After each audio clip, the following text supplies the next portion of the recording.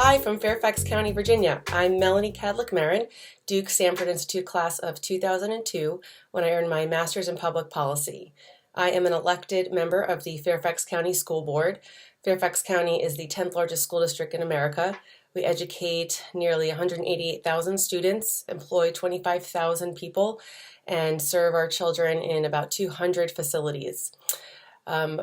A public policy issue that is the most forefront of my mind is our budget. We have a $3 billion budget that is tied to our real estate taxes. Most of the funding comes from our real estate taxes.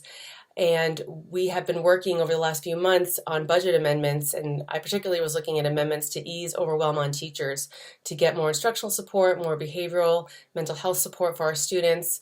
And so I was looking at proposing those kinds of amendments to our budget.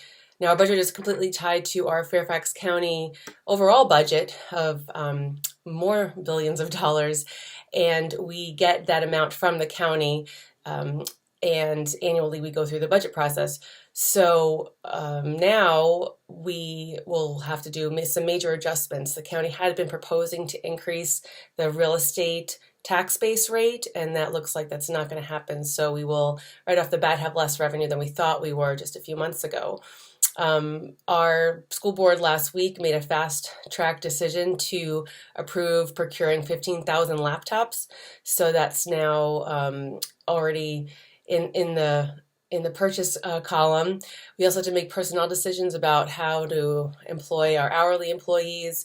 So it's been a lot of really real decisions about people's lives here. And, I was elected in November and began serving the school board this past January. So I had been developing a vision of the kind of work I wanted to do. But with COVID, I've had to especially keep my eyes focused on the policy work. So not micromanaging the superintendent or the leadership team. So analyzing policy is something I learned at Sanford, and I'm able to draw on that each day. So I'm hoping that it's going to be a smooth experience.